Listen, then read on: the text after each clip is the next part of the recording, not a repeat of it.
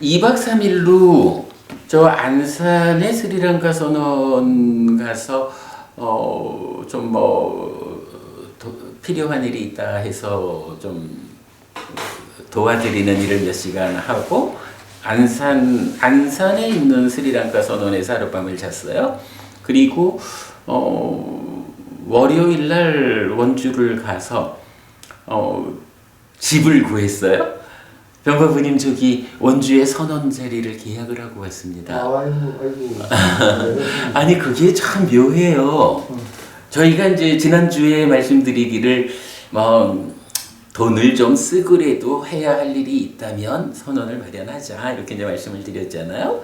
그래서 제가 한 2천만 원에 월 60만 원 정도의 세를 주고 선원을 한 30평 남짓 이런 공간을 아직은 우리가 돈이 없으니까 그래도 한 30평 정도면 최소한의 공간은 되겠다라고 이제 그 예산을 하고 갔는데 어찌어찌 좀 알아보다 보니까 원주 시내고요.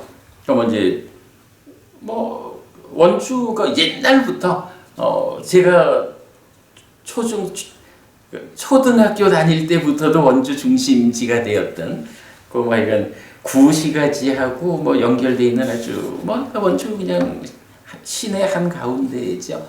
이제 거기에 47평짜리를 이제 얻게 됐는데 아니 그것도 또 희한하게요.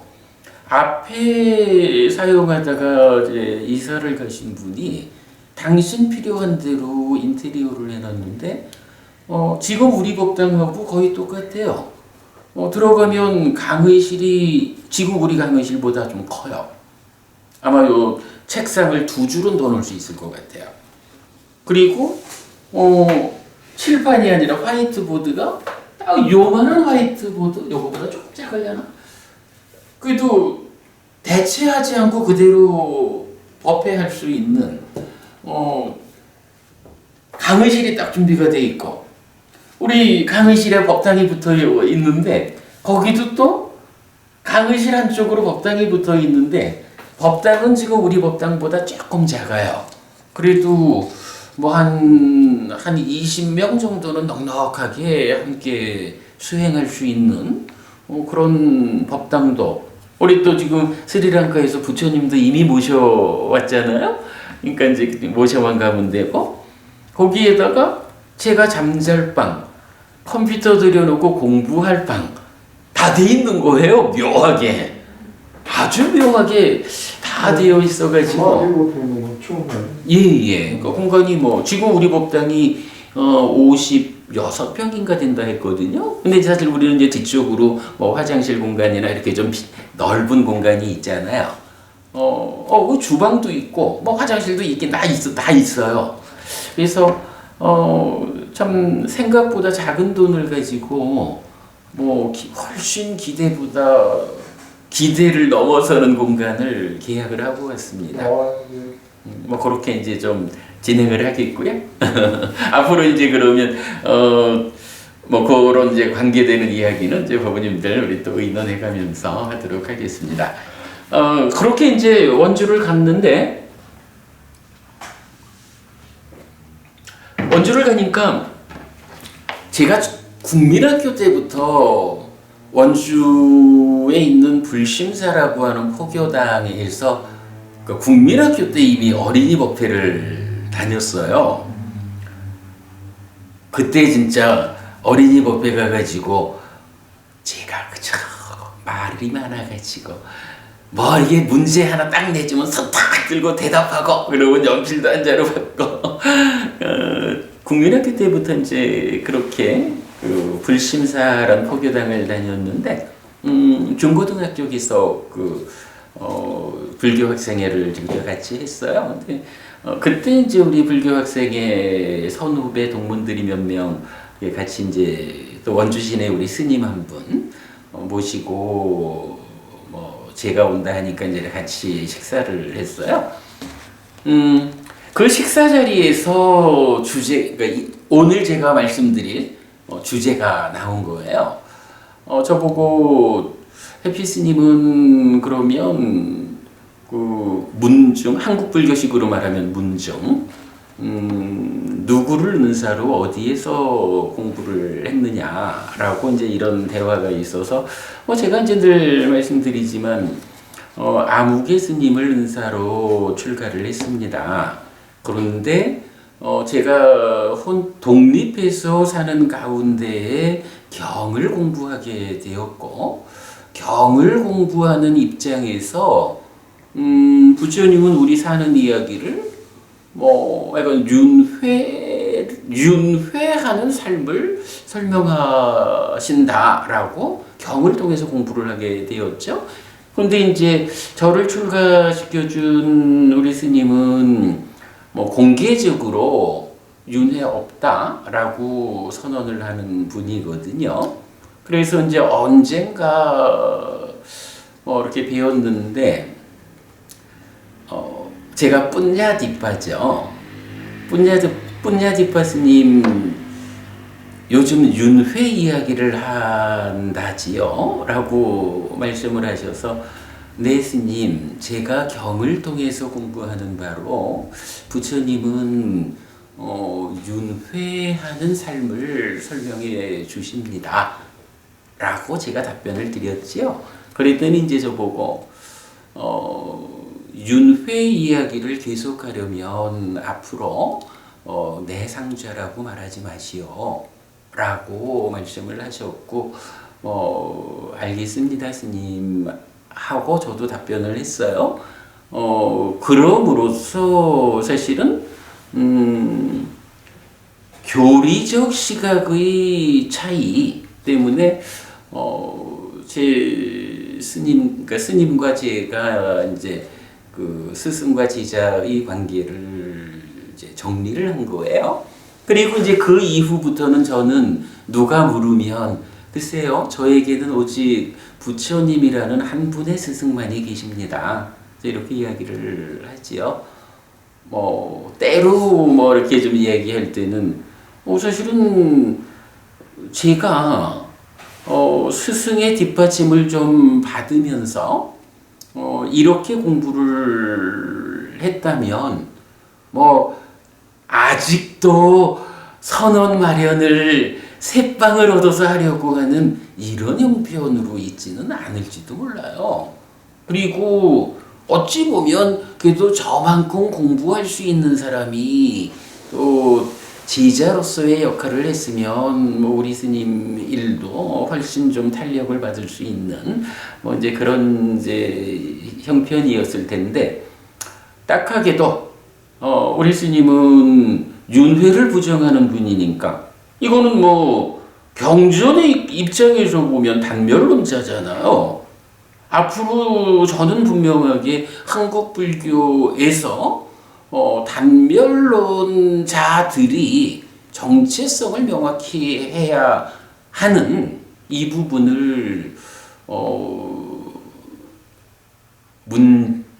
문제로 제기를 해야 한다라고 생각을 하지요.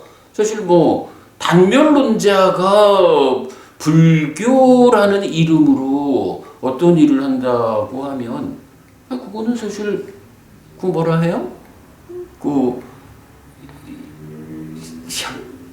뭐라 하지? 현양 뭐라 해요? 그러니까 양머리를 걸어놓고 개고기를 파는 거와 같은 거잖아요. 아니 어떻게 불교라는 이름으로 단멸론을 주장하나요?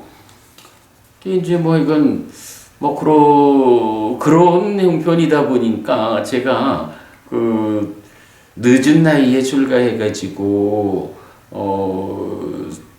스승의 뒷받침 없이 이제 공부를 진행하다 보니까 현재 그냥 어찌 보면 사원 경제라는 측면에서는 좀 초라한 모습을 가지고 있지만, 그래도 오직 부처님을 스승으로 하는 이 공부를 그 사이에 어렵다고 뻗지 않고 이만큼 해왔으면 훌륭하다라고 말해도 좋을 것 같아요.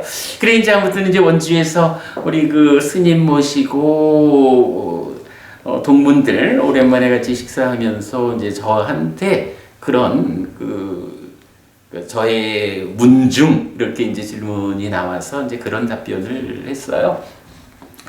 그랬더니 이제 그 중에서 이런 이야기가 나온 거예요. 윤회가 없다라고 하면 곤란하지요. 다른 분이 윤회가 없다 하면 곤란하다 라면서 이제 윤회 이야기를 한 분이 하셨어요. 근데 이렇게 이야기를 하신 거예요. 우리가 이제 두부 요리를 먹었어요. 두부 요리를 먹었는데, 그러니까 아주 이제 얘가 좋은 거야.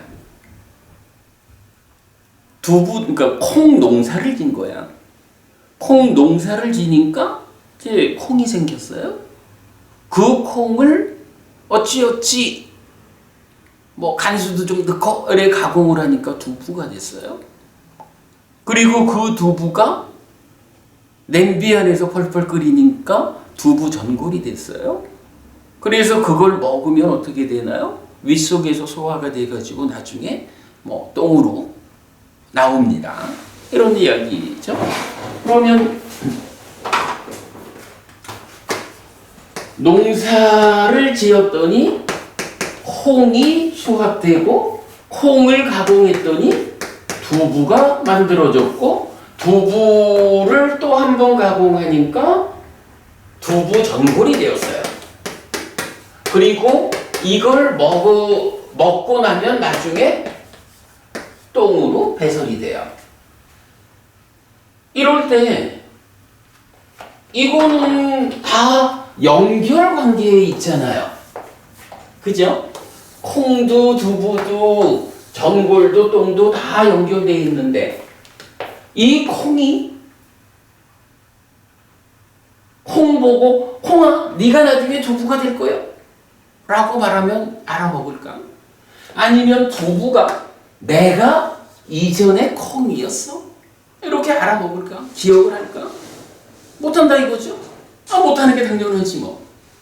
그러면서 이제 그 말씀하신 분이 윤회라는 게 그런 겁니다. 윤회라는 거 윤회 없다라고 하면 안 되지만 이 윤회라는 것이 마치 농사를 지은 콩에서 두부가 두부전골이 똥이 이렇게 아마 우리 많이 들어보는 얘기일 거예요. 하나의 흐름으로 전개됩니다. 이런 흐름으로 전개되는 윤회 과정에 두부가 콩하고 연결되어 있어. 콩이 과정에 의해서 두부전골로 이렇게 그 존재 상태가 변해가요, 흘러가요. 그러나 그 이전 단계를 기억하지 못해. 그 이전 단계, 두부가 콩과의 어떤 연결관계를 주장할 수 있을까? 그런 건 사실은 무의미하다. 그냥 이러한 존재의 변화에 의한 하나의 과정으로 흐름이 있을 뿐이다. 요게 윤회다. 이렇게 말씀을 하셨어요. 변부부님 동의하셔요? 근본 논리는 그거 아닙니까? 유기체 이론으로 설명하는 지금 것 같은데 우리는 변화 과정 중에 있다고 보기 때문에 그 이제 윤회를 받아들여야 안 되겠나? 근데 예. 뭐 윤회를 인정한다라는 거 하고 어떻게 윤회하는 것일까 하고는 뭐 동일한 질문은 아니죠. 가만 박부부님은 요렇게 그 어떤 존재, 변화, 흐름 이렇게 그 이야기되는 윤회가 이렇게 설명된다면 타당하다고 보시나요? 아닌 것 같은데 그 이유를 못 찾겠어요 지금. 그 찾지. 연부분이 이거 좀. 그런데 지금 윤회를 설명하면서 존재론적으로 설명하는 것은 이 성립이 안 됩니다. 그 어떤 이론을 가져와도 존재론적으로 윤회를 설명하려고 하면 그런 게 이 윤회가 뭐 윤회하는 주체가 있니 없니 이를 봤는데 인식론적으로 접근을 해야 윤회가 설명이 되지. 우리가 요즘 뭐 12연기 특강을 통해서도 계속 공부하는 거지만 윤회하는 중심이 있다, 주인공이 있다. 그래서 연기된 식의 윤회 이렇게 이제 이야기를 하죠. 그리고 우리가 지난주에 공부한 것도 뭐냐 하면 존재라는 게 있다고. 자, 우리가 이제 그 불교를 요약해가지고 말할 때 이렇게 말한 거잖아요. 불교는 사는 이야기다. 내가 세상을 만나는 이야기다. 그래서 마음이 몸과 함께 세상을 만나는 이야기의 어디에 어떤 문제가 있어서 괴로움이 생길까? 라고 하면 12연기고 그 문제의 자리에 어떻게 대응해서 문제를 해소하면 괴로움이 소멸할까? 라고 하면 팔정도다. 이렇게 이제 불교를 이해하고 있죠. 그럴 때 그러니까 마음이 몸과 함께 세상을 만나는 이 이야기의 과정의 문제 때문에 괴로움이 생긴다라고 하는 그 주제에서 괴로움이라는 게 어떤 게 있느냐라고 하면 죽고 태어나는 괴로움까지가 있는 거죠. 그래서 12연기라는 이 가르침의 근본이 되는 교리가 그 괴로움 안에 생노사, 죽고 태어남까지를 포함함으로써 윤회를 설명하고 있는데 우리가 지난주, 지지난주 12연기 특강의 제목을 이렇게 봤어요. 존재를 중심에 둔 12연기. 자, 이럴 때 존재라는 것이 무엇냐라고 하니 바와 이래 되는데 이것이 식과 명색이 서로 조건된 가운데 함께하는 거 이거잖아요. 그래가지고 자 12연기 어떻게 해석할 것인가? 존재 달리 말하면 나지 뭐. 나라고 하는 존재가 어떻게 생겨나가지고 어떻게 세상을 만나는 것일까? 내가 어떤 과정에 의해서 생겨나가지고 세상을 만나는 것일까? 그 가운데 괴로움이 생길까? 이렇게 보는 거였죠. 그랬을 때 이제 이 과정에서 식의 머문 이런 개념이 다음 주에 우리 조금 더 설명을 해야 되지만 식의 머문이라는 개념이 사실은 가장 중요한 개념으로 지난주, 지지난주 설명을 했던 거죠. 그런가 하면 이렇게 식이 머물고 늘어나면 명색이 참여한다 라는 말로 존재가 생겨나면 그 존재가 세상을 만나는 가운데 이제 가장 중요한 개념이 뭔가요? 식하고 명색하고 간에 어떤 현상이 있어? 생존 기간의 불균형이라는 게 있는 거죠. 이 참 진짜 우리 법대가 말은 잘 만들었어요. 생존 기간의 불균형이야. 명색이라는 것은 어쨌든 몸이라는 거, 물질이라는 게 중심되니까 100년 안팎 살 거고, 식이라고 하는 이 마음은 이건 부처님의 정의사항이죠. 식은 깨달아서 윤회에서 벗어날 때까지 이 중생으로의 삶의 과정에서 죽고 싶어도 죽지도 못하는 게 식이란 말이지. 그러다 보니까 명색이 100년쯤에 한 번씩 버려질 때 식은 서로 조건되기 때문에 명색 없이는 있을 수 없지만 명색이 죽을 때 따라 죽지 않는다고요. 그래가지고 여기서 그림이 어떻게 그려지나요?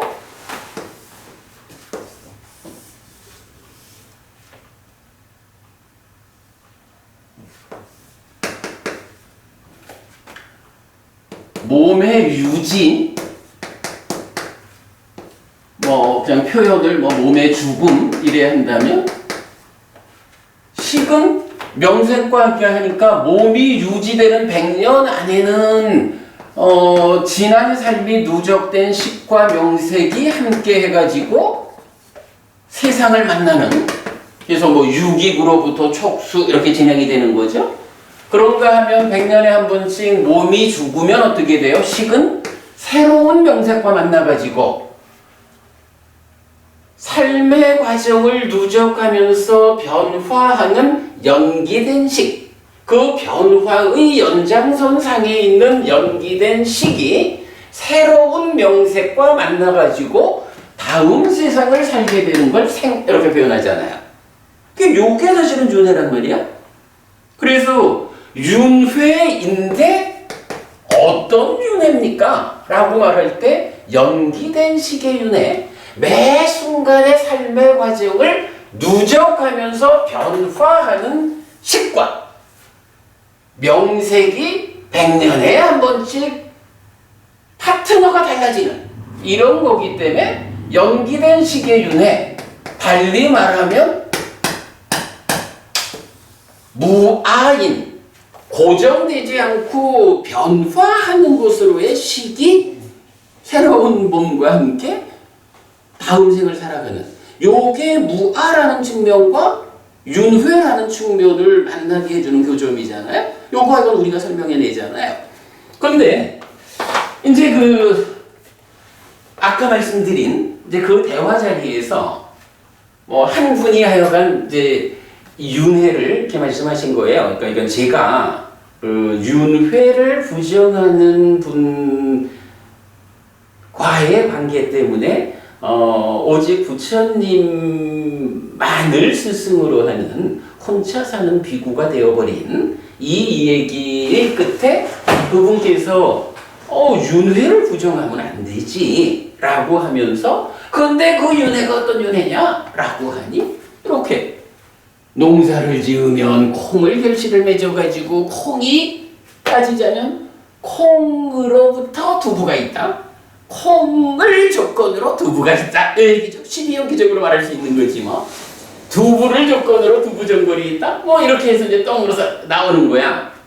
이런 얘기를 하시는데 사실은 박보부님 말씀하시는 뭔가 아닌 것 같은데 아닌 것 같긴 한데 구체적으로 뭐가 들렸는지를 말하기 어려운. 저는 뭐 이제 오랜만에 이제 좋은 자리였고 그러니까 이걸 구체적으로 제가 어떤 논쟁화하지는 않았어요. 그냥 그 자리에서 한마디 경은 식이 윤회한다라는 부분을 정확하게 설명해주고 있고 그게 12연기입니다. 그냥 요 한마디 하고 말았거든요. 근데 이제 저도 사실은 요 부분에 대해서 뭔가 아닌 것 같은데요. 무슨 문제가 있지? 하고 이제 고민을 해본 거예요.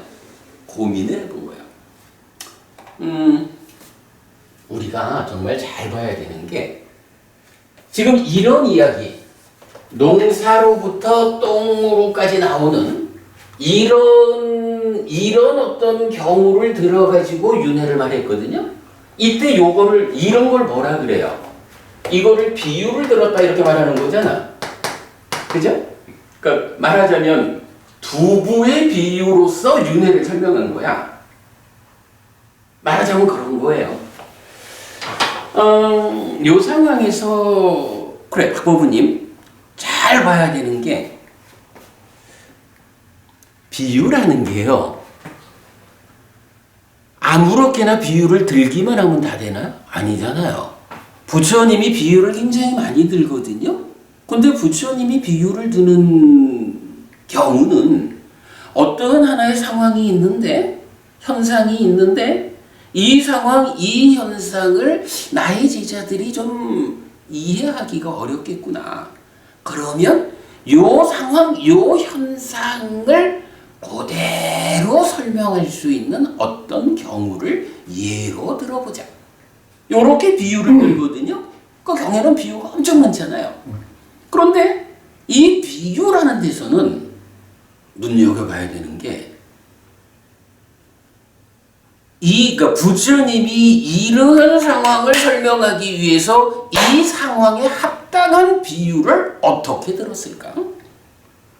이 상황에 대해서 이 상황하고 엉뚱한 비유를 가지고 설명을 하면 사실은요, 비유의 문제가 아니라 상황이 달라져. 그죠? 부처님은 이렇게 설명을 하는, 이런 설명을 하느라고 그러니까 이런 비유를 통해서 설명을 했는데, 다른 비유를 가지고 설명을 하면 곤란하죠? 어젠가 인터넷에 보니까 인도네시아에 하원 의원 한 사람이요. 그 하원 의원 취임을 한 자리에 3명의 아내와 같이 왔더라고. 그러니까 3명의 아내를 데리고 왔는데 그러다가 또 그 자리에서 조는 것까지 사진이 나왔어요. 마구문이 이렇게 우리 말할 수 있지 않는가? 봐라. 이렇게 한 남자가 3명의 아내를 데리고 살지 않느냐. 그와 같이 한국에서도 한 남자가 3명의 아내와 함께 사는 거, 그건 타당한 일이 아니냐? 이렇게 예를 들어서 그 비유로서 어떤 남자가 3명의 아내와 함께 살아가는 자기의 타당함을, 정당함을 말한다면 곤란할 거야, 그지? 사실은 그 비유는 인도네시아가 그러니까 힌두교 국가죠. 그래서 그 신문에도 거기에도 그렇게 나왔더라고. 힌두교가 아니지. 이슬람인가요? 이슬람? 근데 이슬람에서는 다처주의를 영위는 이슬람 좋아. 근데 그냥 그렇게 나온 거예요. 거기는 그래서 아예 법적으로 첫 번째 부인이 동의해주고 또 어찌하면 일부 다처가 가능하다 이렇게 나왔어요. 근데 만약에 한국 사회에서 봐라, 이러한 예가 있듯이 이러한 비유 그대로 나도 한 3명쯤은 데리고 살아야겠어 라고 자기 타당성을 주장하면 그건 곤란하잖아요. 그러니까 어떤 하나의 경우를 예를 든다, 비유를 한다라고 할 때는 그에 합당한 상황에다가 비유를 들어야 돼요. 예를 들어서 한국 사회에서 어떤 토론을 한다거나 이럴 때 봐라, 당신은 3명의 아내와 함께 살겠다라고 주장할지 몰라도 여기는 한국이다. 그 나라에서 그런 경우가 있는 것은 수천 년의 세월을 두고 한국과 인도네시아가 가지는 다양한 조건들의 차이, 사회 문화적인 차이, 종교적인 차이, 이런 것에 의해서 우리와 전혀 다른 삶의 자리에서 그럴 수 있는 것이지, 그것을 그 비유 그대로 우리한테서 적용하자 하면 타당하지 않다. 그러니까 비유를 든다라고 하는 게 어떤 비유를 가져오느냐에 따라서 그러니까 지금 내가 말하고자 하는 이 상황을 온전히 드러낼 수도 있지만 전혀 엉뚱하게 드러낼 수도 있는 거예요.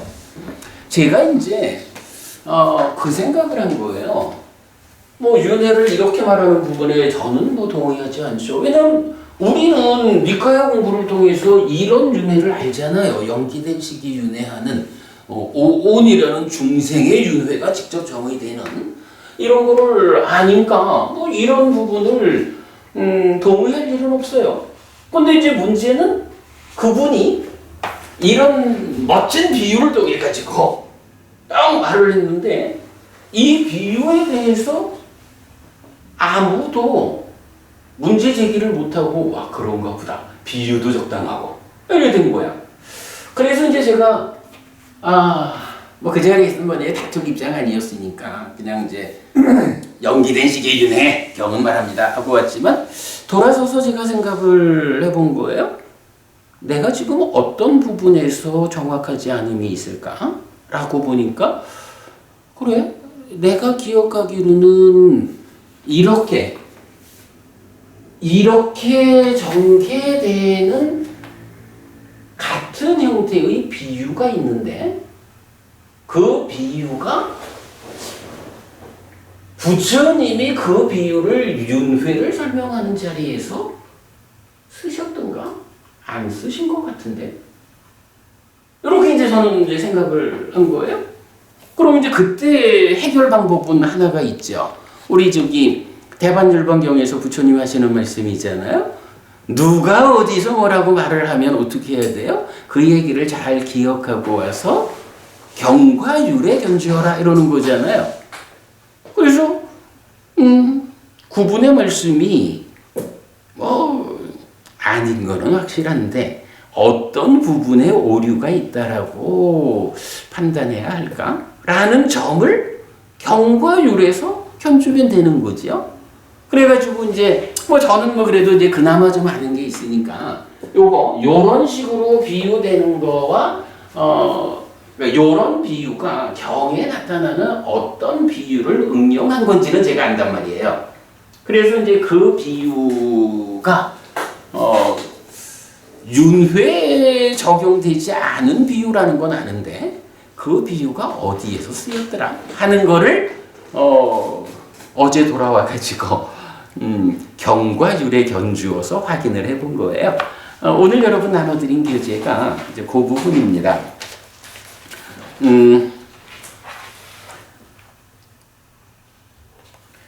자, 제일 앞장에 맨 밑에 보면 이런 비유가 있어요. 예를 들면 찢다요.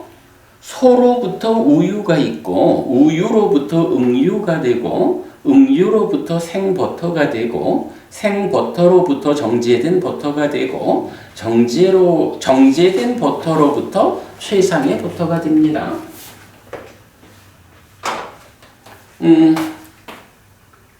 소가 있으면 소로부터 우유를 짤 수가 있어요.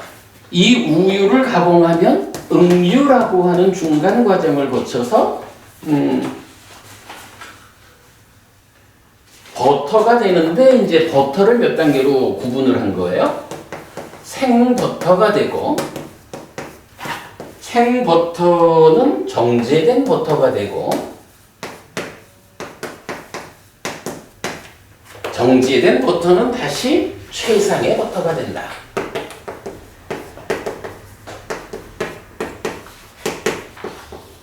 요런 비유가 있는 거예요.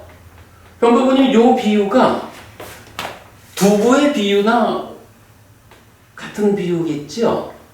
제가 이해하기로는 그분께서 공부를 많이 하신 분이니까 식사 자리에 두부가 있었으니까 그대로 눈앞에 있는 두부를 예를 들어서 이 비유를 하신 거예요. 그리고 이 비유, 소로부터 최상의 버터까지 오는 이 비유를 어디에? 윤회에 적용해가지고 이런 비유가 있지 않느냐. 윤회라는 것은 이런 비유가 말하듯이 이렇게 어떤 말하자면 이거겠죠. 우리가 연기된 시계윤회라고 말할 때 그 시기라는 게 윤회한다라고 말하면 이건 무언가가 있는 거 아니냐. 어떻게 윤회를 무언가 있다라는 것을 가지고 말할 수 있느냐? 안 된다. 그냥 흘러가는 거다. 아까 말씀드렸지만 두부가 어떻게 내가 두부 되기 이전엔 콩이었어라고 알겠느냐?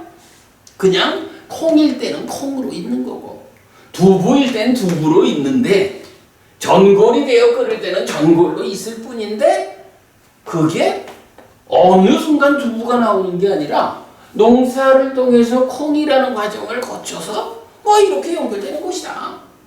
이게 윤회다. 윤회에는 말하자면 시기윤회한다 라고 말하면 그건 무언가 알갱이를 세우는 거니까 그런 윤회는 없다. 이제 이런 식으로 말씀을 하신 거예요.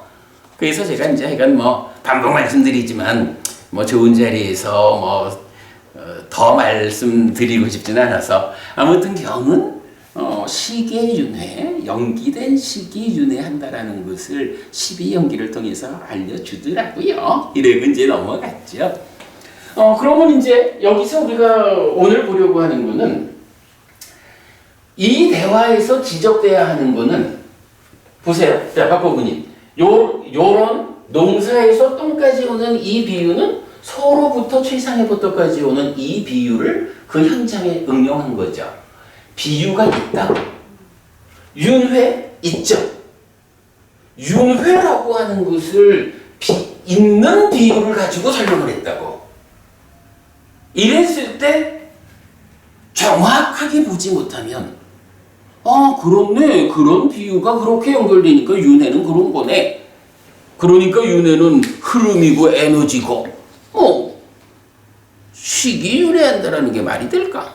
이런 식으로 받아들일 수가 있는 거예요. 근데 사실은 많은 경우가 그렇죠. 몇 년 전에 우리가 윤회의 진실 세미나를 할 때도 세미나를 축하해주러 오신 분도 사실은 해피스님이 시기윤회하는 것을 발표하는 자리라는 것을 아시면서도 그런 윤회 아니고 말하자면 이런 윤회를 다 설명하고 내려갔다고. 근데 이제 이게 보편적인 거예요. 왜냐하면 시기윤회한다라는 이 말을 하면 당장 어떤 문제가 생겨요. 아니 스님은 사띠비구 얘기도 모릅니까? 이렇게 말하잖아요. 어느 세상이 아니 사띠비구의 그 에피소드를 보십시오. 시기윤회한다고 말하는 사띠비구를 부처님이 어리석은 자라고 꾸짖지 않습니까? 시기윤회하는 거 아니잖아요. 시기윤회하지 않는데 윤회를 설명하려면 사실은 이런 방법밖에 없을 거예요. 그래서 우리가 마지막이니까요 38번 가래의 부서짐의 큰 경을 정확히 보자. 왜 절반만 보고 결론을 내느냐. 그 경에서 부처님과 사띠비구의 대화가 한 번의 질문에 답하는 사띠비구를 꾸짖느냐. 근데 경은 분명히 그대가 시기윤회한다고 말했느냐. 네 부처님, 제가 부처님한테 배워 알기로 시기윤회합니다. 이 자리에서 부처님이 꾸짖는 게 아니란 말이에요.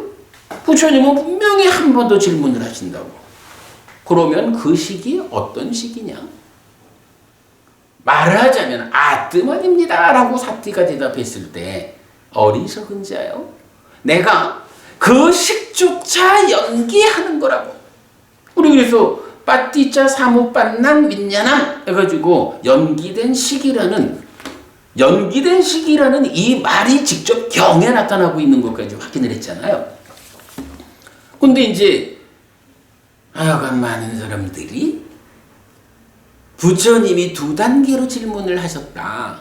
시기윤회하는 거는 인정하는 가운데 그 시기 아뜨만이 아니라고 꾸짖었다. 그러니까 이거는 시기윤회를 문제 삼은 게 아니라 시기 아뜨만이라고 하는 상견을 극복하는 경이란 말이죠. 이 경은. 근데 참 많은 세상의 사람들이 그 경을 가지고 시기윤회하지 않는 근거로 삼는단 말이지. 근데 그렇게 해가지고 시기윤회하지 않는다라고 알려지는 순간 이제 불교 공부하는 사람이 아까 그런 분처럼 아예 단별론자가 되어 있는 분들은 그야말로 양의 탈을 쓰고 개고기를 파는 꼴밖에 안 되는 거지만 윤회한다라고 받아들이고 그렇게 알고 있는 사람 입장에서 이게 지금 단순한 거예요. 부처님은 시기윤회한다. 이 시기 연기되는 것이고 연기된 시기 윤회하는 것이다. 그런데 명색 색수상행식 오온의 형태로 죽는 순간까지는 이 몸으로의 오온이고 죽는 그 순간 새로운 새로운 명색과 함께하는 새로운 오온으로 다음 세상이 시작되니까 경에서는 중생의 윤회, 오온인 중생의 윤회라고 딱 설명을 해주잖아요. 근데 거기서 명색이 색수상행이 달라지는 입장을 감안하면 중생으로서 금생과 내생을 관통하는 윤회의 중심자는 누구요? 오직 식인 거야. 그 식이 삶의 과정을 매 순간의 삶의 결과를 누적하면서 달라지는 거기 때문에 연기된 식 자체가 무하다. 이렇게 설명되는 거잖아요. 근데 그게 잠깐만. 그런데 이제 그렇게 연기된 식이 윤회한다라는 이런 경전의 가르침에서 식이 윤회하지 않는 것이다라는 눈으로 이제 접근을 하다 보면 부처님이 식이 윤회하는 것으로 12연계를 설명하고 모든 경전이 설해져 있는데 그 부분을 배제하고 식이 윤회하는 게 아니다라는 어떤 결과를 가지고 윤회를 설명하려니까 이런 설명이 나온다. 제 얘기는 요거죠. 말씀하셔요. 그래서 오늘 부처님이 설하고 육육 법경에서 육육을 하고 육육경도 있죠. 그 다음에 일체가 뭐냐 할 적에 12처를 설하고 이게 12연기를 설명하기 위한 기초 바탕이라고 생각할 때 예, 뭐 12연계의 다 일부죠, 그게. 서로를 설명해 준 그렇죠. 그럼요. 있다고 볼 때 그러면 오늘이 이제 설명하면서 전부 시간에 시기주 사식주 해가지고 색수상행에 식이 머문다 했을 때는 이 식명식이 12연계에서는 12지분으로 나눠놨지만 식이 없으면 맹식도 없는 거, 맹식이 없으면 식이 없다고 볼 때, 그리고 또 식이 사식이라고 하는 게 사식주 네 가지의 식이 머문다 가지게 색수상행 아닙니까? 네. 그러고 볼 때는 이 온 자체가 하나 식으로 이해를 아니 그 부분은 우리가 이제 지난 시간에도 잠깐 언급만 하고 갔지만 식이 색수상행을 대상으로 생겨나서 머물고 쌓인다 이 부분을 설명을 드렸던 거거든요. 네, 그런데 색수상행이 없으면 식이 없을 거 아닙니까? 그러니까 서로 조건된다라는 이야기를 하는 거죠. 그러면 이제 그러니까 윤회라는 우리가 지금 공부하는 건 전부 이 존재론적인 그 기본 마인드에서 이걸 설명하려고 하다 하니까 이게 자꾸 걸리는 데가 이게 매려야 된다 하는데 그 다음에 이거를 인식론적으로 설명하는 것이면 식, 수, 상, 행, 식이 생기는 이 과정으로 인식론적으로 설명을 해야 이게 맞더라고요. 아니 그게 우리가 메커니즘적으로 그죠? 삶의 메커니즘적으로 색수상행식이 삶의 과정을 따라가면서 어떻게 생겨나는 것인지 다 설명하고 있잖아요. 그렇게 오온이 그러니까 삶의 과정의 어느 부분을 색이라고 수라하고 상이라고 행이라고 식이라 하는지 그게 어떻게 생겨나서 쌓여 있는지 이런 부분은 이미 삶의 메커니즘을 통해서 설명이 되는 거고 그게 그런 삶의 과정을 통해서 누적된 것들이 말씀하신 사식주 식이 머무는 색수상행 네 가지다 하고 그 네 가지가 식이 머문다라는 의미가 뭐예요? 그것을 대상으로 출산되어 가지고 머무는 그래서 그 사식주의 네 가지 그러니까 색수상행이라는 것은 식의 대상이 되는 거고 식이라는 것은 결국 대상에 대한 알무로서 존재하는 거잖아요. 그러니까 그런 관계를 함께 봐야지. 이게 여기서 뭐 존재론, 인식론, 이게 이제 뭐 오랜 세월 불교학자들이 제가 말씀드리고 싶은 건 그게 아니고 오늘 5개의 무득이로 보는데 무득이 이 자체를 존재론적으로 접근해서는 이 이 12연기 설명이 안 되더라고요. 아닙니다. 어부님, 뭐 어부님. 그거는 오해입니다. 색수상행식 오온이라는 것은 네. 삶의 과정의 자리가 그만큼 쌓여서 실질적으로 존재하고 있는 거요. 이 존재하고 있는 거를 배제하고 어떻게 삶을 설명해요? 오온은 있는 거요. 그러면 그 부처님이 오온을 매라라 할 적에 그때는 오온을 어떻게 생각해요? 여모이탐 소멸이라는 이야기 우리가 계속 하잖아요. 소멸이라는 것을 어떻게 설명합니까? 무명이 버려지고 명이 생겨나면 그래서 이제 우리가 지난번에도 말했던 이제 아까 시작하면서도 말했던 해탈락 그러니까 락이라고 하는 것이 상수멸에서 수가 멸했는데 어떻게 그 자리를 행복이라고 하느냐? 이럴 때도 우리가 어떻게 그거를 설명하는 거예요? 상수가 멸했다라고 하는 것이 상과 수의 그 누적된 덩어리가 깨져버렸다 이렇게 말하는 거 아니라 하는 거잖아. 그러니까 번뇌를 부숨으로써 무명이 버려지고 명이 생겨난 그러면 그렇게 번뇌가 작용하지 않는 상태로서의 삶이라는 것이 그러니까 상과 수가 멸했다라고 말하는 상태란 말이지. 멸이라는 것은 그렇게 봐야 되죠.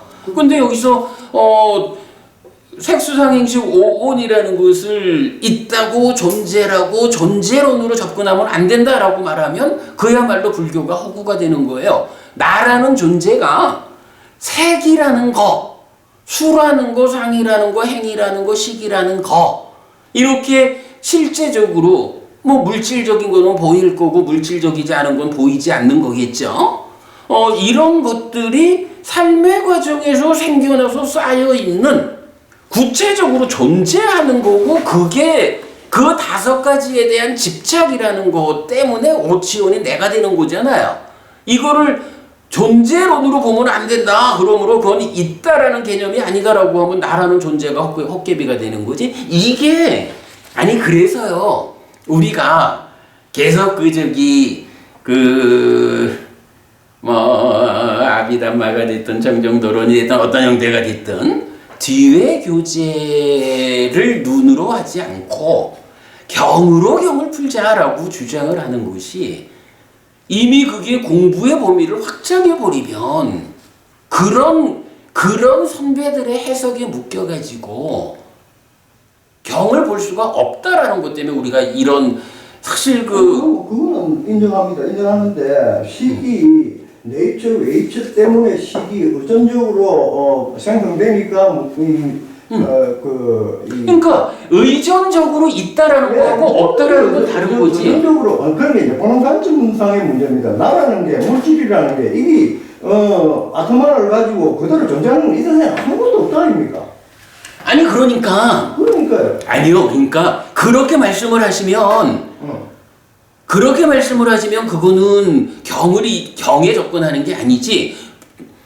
경이 말하는 거는 그러니까 의존적으로 존재한다라는 거가 이거를 말씀하시는 어떤 아트만하고 같이 보지 않아야 된다고 알려주는 거잖아요. 그러니까 식이라는 것을 우리가 그냥 식 이렇게 말하지 않고 연기된 식이라고 구체적으로 설명하는 게 그거를 이 식이 연기된 것이다 라고 우리가 이해하지 않고 그냥 식이라고 접근할 때는 그야말로 사띠비구가 식이 윤회하는데 그게 아트만입니다 라고 말하는 거와 같은 꼴이 되잖아요. 그러니까 부처님도 그 자리에서 그 식이 윤회하는 게 아니다라거나 그 식이라는 게 없다라거나 이렇게 말하는 게 아니라 내 마음이니까 나를 구성하는 나의 일부로서 있잖아요.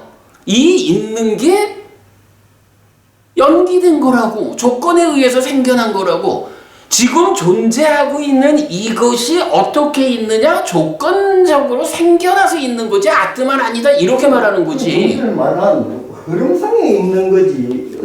그러니까 그게 좋습니다. 이제 그 말씀은 이런 삶의 흐름에 의해서 그러니까 저도 계속 말하는 거죠. 삶이라는 것이 이렇게 전개가 되는데 매 순간의 삶의 과정의 결과를 누적해가면서 변화하는 게 연기된 시기고 그 연기된 시기 명색과 함께 함으로써 윤회도 하고 이러잖아요.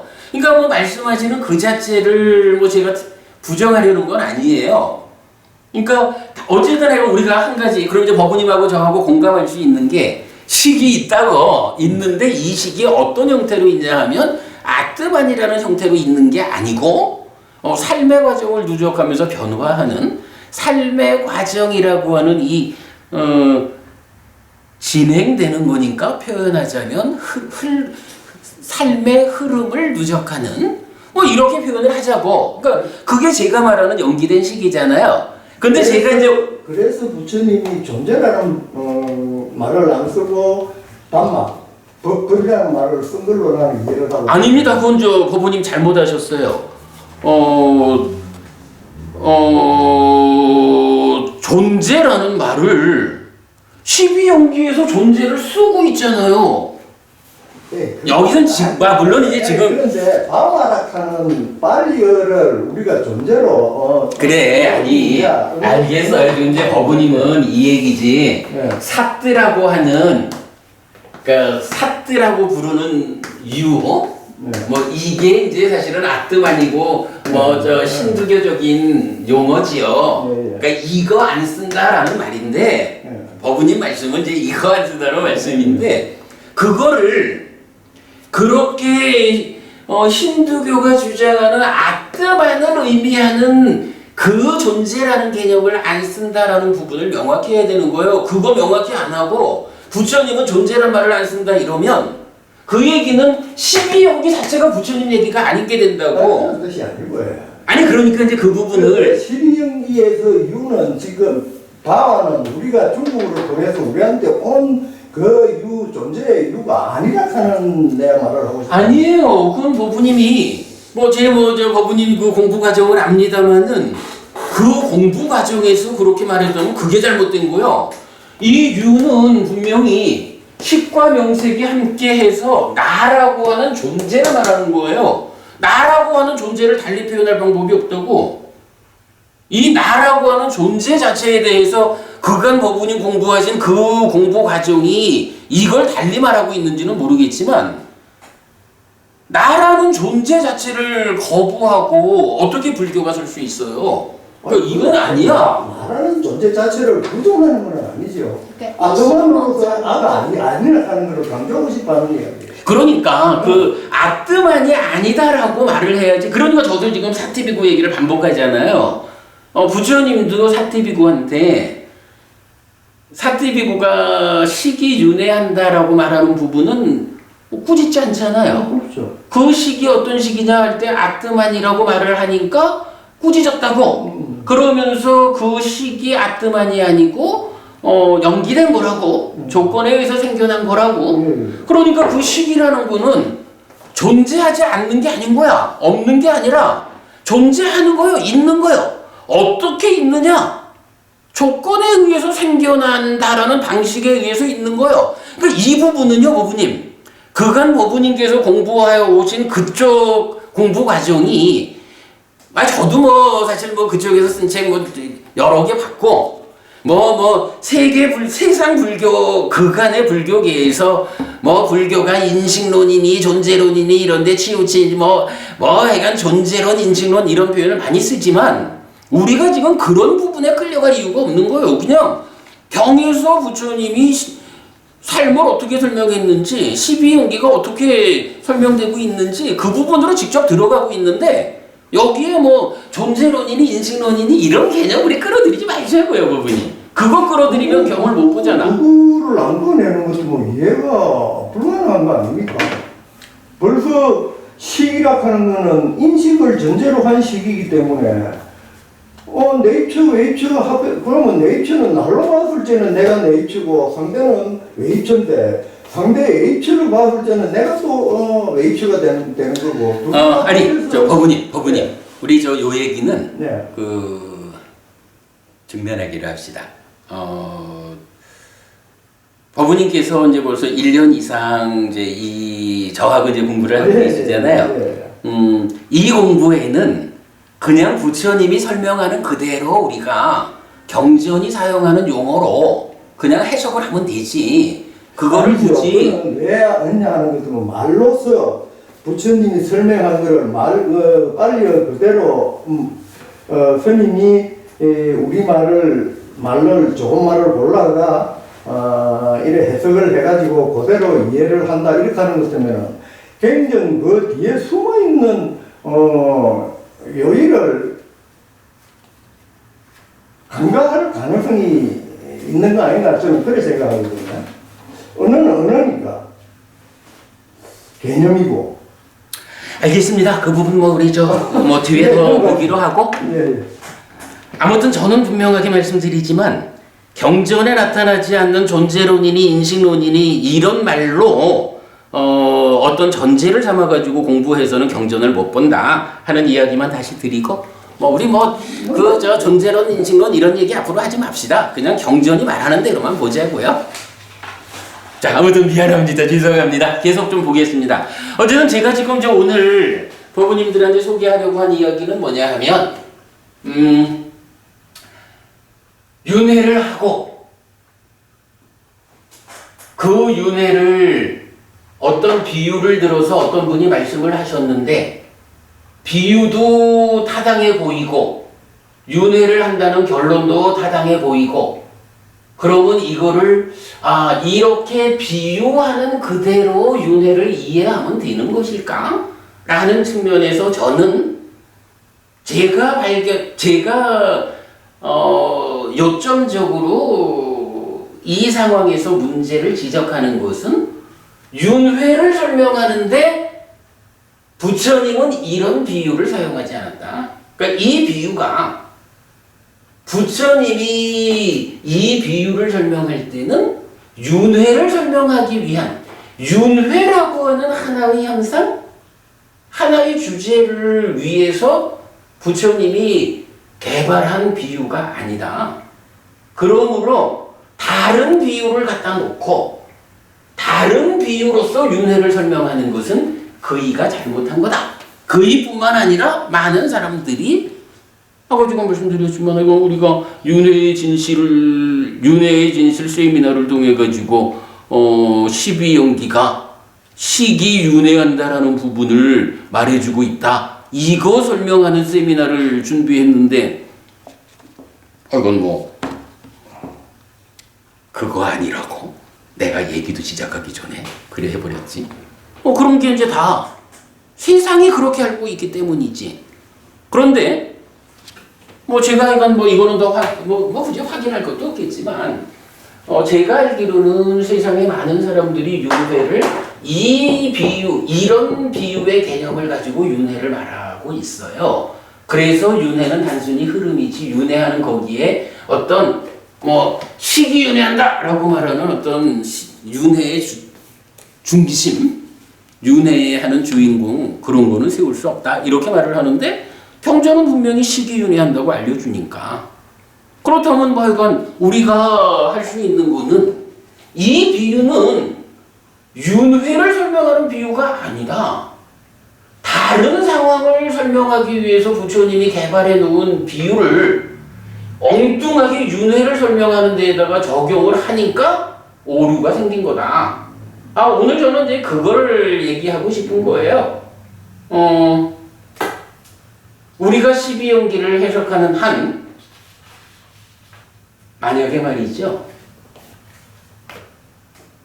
햇빛스님이 12연기를 해석했더니 이런 식과명색이라는 어떻게 존재가 생겨나가지고 어떻게 세상을 만나는 이야기 과정에서 윤회가 설명되느냐 이런 부분에 이걸 존재론으로 접근하든 인식론으로 접근하든 여기에 오류가 있다고 하면 제 법원님들께 아주 죄송합니다만은 해피법당 문 닫아야 됩니다. 해피법당이 이게 부정되는 순간 세상에 있을 이유가 없어집니다. 그래서 그 부분은 그 부분을 제가 분명히 하고 있는 거기 때문에 이제 그 자리에서 어떤 분이 해피 스님이 단별론을 주장하는 분이어서 은사 스님하고 헤어져야만 했다라는 이야기에서 그분이 윤회는 그럼 당연히 있지, 불교 신자가 윤회 없다고 하면 되는가? 라고 하면서 그 윤회가 어떻게 있느냐? 농사를 지어서 콩이 되고 콩에서 두부로 두부 저걸로 똥으로 가는 그 상황에서 그 상황에서 두부가 내가 이전에 콩이었어라고 알아? 그냥 연결되어가는 흐름에 불과해. 이렇게 윤회를 설명하였기 때문에 제가 좋은 자리를 불평케 하고 싶지 않아서 그냥 한마디, 경은 12연기를 통해서 연기된 식이 윤회하는 것이다 라고 정확히 알려주고 있습니다 라고 한마디 하고 이 주제를 넘어갔거든요. 그런데 이제 이 부분에서 그러면 어떤 문제가 있는 것일까 라는 부분을 제가 생각해 보니까 이게 굉장히 심각한 문제인 거라. 왜냐하면 식이 윤회하는 것을 찾아낸 곳이 세계 불교 안에서 우리가 처음이잖아요. 우리가 오직 경에 의해서 공부한다라는 이 한 가지 방법이기 때문에 식이 윤회하는 것이다. 연기된 식의 윤회. 어떻게 식과 명색이 함께한 존재가 생겨나가지고 세상을 만나는 가운데 식과 명색의 생존기간의 불균형 때문에 윤회하는가? 이 부분을 선언하고 있는 거고, 이게 부처님이 설명하는 삶이다 라고 말하고 있는데, 만약에 그분 말씀처럼 아니면 아직까지 우리처럼 식이 윤회한다라는 부처님 가르침을 보지 못한 대부분의 불교 학자들이 말하는 식으로 그저 아무런 알갱이도 없이 그냥 흘러가는 것으로의 윤회, 이거를 인정할 수는 없는 거지? 그럼 왜 이게 그런 해석이 오랜 세월 불교를 장악하고 있을까? 라는 점에서 제가 이제 요번 원주 가서 밥 먹는 자리에서 그분이 유명한 분이에요. 유명한 분이고 제 출가 전부터 모시던 공부도 많은 분이고 그분이 윤회와 관련해서 따끔 이런 설명을 탁 하시는 거를 보고 그렇구나. 사람들이 식이 윤회하는 것을 보지 못하는 거, 그리고 만나는 사람마다 윤회를 하기는 하는데 그게 이런 식으로 윤회하는 거라고 말하는 이유가 거기 있었구나 라고 본 거죠. 그래서 제가 오늘 법회에서는 이 많은 걸 다 보여드릴 수는 없지만 요점적으로, 그래서 제가 답은 사실 아까 말씀드린 거예요. 근데 아니 잠깐만. 한 가지만 질문. 네. 이제 식맹식의 생존 기간의 불분명을 하는 이제 우리가 안 보이는 이 간접적인 저 맹제를 놓고 설명을 하려고 하다 보면 자꾸 이래 되는데 이제 부처님이 저 식맹식의 생존 기간의 불분명을 하는 깨닫고 부처님이 한 말이니까 우리가 믿고 들어가야 되는 거 아닙니까? 내가 지금 어머니 가는 게 딱. 아니 그럼 그거 안 믿고 그러니까 그럼 부처님이 말씀하시는 걸 믿지 않고 어떻게 믿는다 말입니다. 믿는데 그게 어떤 윤유로 어떤 이유로 식감 행색이 그건 서로가 된다 하는 거는 조건 된다 하는 거는 식의 정의로 보면 나오니까 이해가 되는데 생존 기간의 불분명을 하는 이 부분에 가서 그것도 이제 제가 여러 번 얘기를 했죠. 자, 첫째로, 그러니까 이제 말씀하시는 부분이, 그러니까 따지면, 식과 명색의 생존 기간이 일치한다라고 하면 이게 단별론이 되는 거예요. 그렇죠. 그죠? 그럴 때, 첫째로 제가 이 부분을 이런 해석을 근거로 말하죠. 육사회도 중에 아지타 깨사깜발리는 지수화풍 4대 이것이 인간이다 라고 해서 인간이 지수화풍이라는 물질을 요소로 구성되어 있다 라고 말한다고요. 그러면 아지타 깨사깜발리는 사람들이 마음이 없다라고 말하는 건 아니잖아요. 그러니까 물질로 된 몸의 작용에서 2차적인 것으로 마음은 생겨나는 것이다. 이렇게 해석을 해야 되겠죠. 그게 뭐냐 하면 지금도 이 세상에 존재하는 유물론이 그거잖아요. 그런데 부처님은 뭐라 하시나요? 우리 마치마니까의 140번 경이나 뭐 몇 개 경에서 지수화풍 공식 인간은 이 육계다. 육계로 구성되었다. 이렇게 말을 하잖아요. 그럼 그 차이가 뭔가요? 아지타 깨사깜발리는 지수화풍이라는 물질만이 오직 1차적 요소로 있고 거기에 마음이라는 것은 그 몸으로 구성되는 사람이 삶의 과정에서 마음은 생겨나는 거기 때문에 2차적인 거야. 그래서 사는 동안에야 마음이 뭐 주인인 채 몸 끌고 살아가지만 몸 죽으면 자기 근거를 상실하니까 마음도 없어지는 거지 뭐. 몸에서 2차적으로 생겨난 게 몸 없으면 있을 수 없지. 이래서 죽으면 끝이다라는 단멸론이 나오는 거고 유물론이 그거잖아요. 거기에 비해서 부처님이 지수화풍 공식 6계로서 육계가 인간이다 라고 맞춤이니까요. 140 요소의 분석경에서 정확히 말을 해준다고? 그럼 그 얘기는 지수화풍이라는 물질 요소하고 식이라고 하는 마음이라는 요소하고가 대등하다. 대등한 1차적인 요소다. 몸에, 그러니까 지수화풍, 거기에 이제 공이면은 4대 조색이 되는 거죠. 물질에 종속되지 않는 식이야. 대등하게 독립되어 있는 거야. 그래서 몸에 종속되지 않는 마음이라는 부분을 알려주고 있고, 그렇게 이제 육계라는 교리를 통해서 직접 유물론과의 단멸론과의 차별을 말해주고 있다 이거고, 그 다음에 이제 몇 개 경전들이 태어남의 과정을 설명하잖아요. 우리 근본교리 등경 여기에서는 육계로서 모태에 든다. 그러면 명색이 있다. 라고 해서 그 죽고 태어나는 그 동시적인 과정에도 식이라는 이 마음은 물질적인 요소를 떠나서 독립적으로 가지 않는다. 라고 설명을 하는 거죠. 그런가 하면 대인연경에서는 또 그렇게 말을 하잖아요. 그 식이 모태에 들어온다. 라고 직접 말을 해주잖아요. 그래서 우리가 또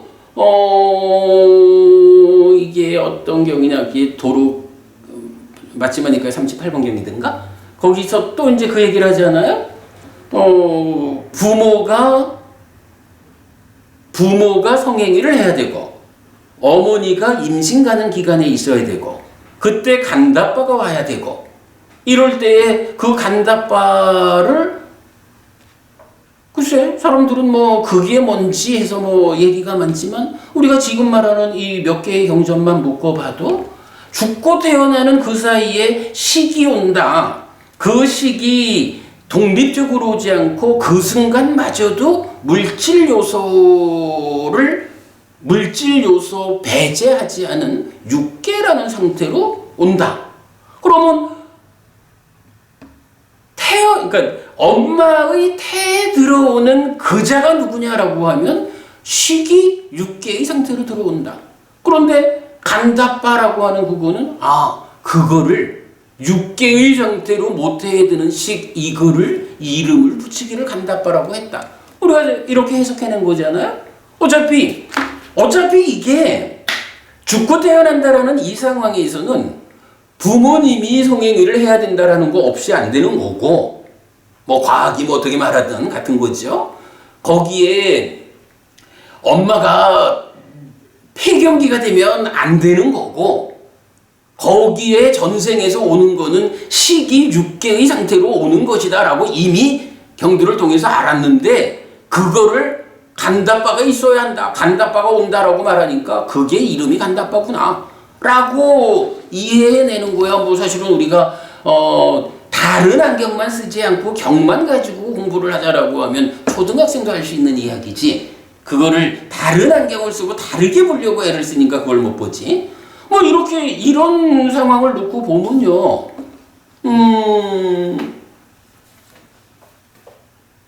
생존기간의 불균형이라고 하는 곳은 몸 죽어도 따라 죽지 못하고 모태에 들어가는 그 연기된 시기라는 개념이 이해되고 나면, 뭐 생존기간의 불균형이란 말이 경에 나오나요? 우리가 표현한 거지? 이런 상황을 가지고.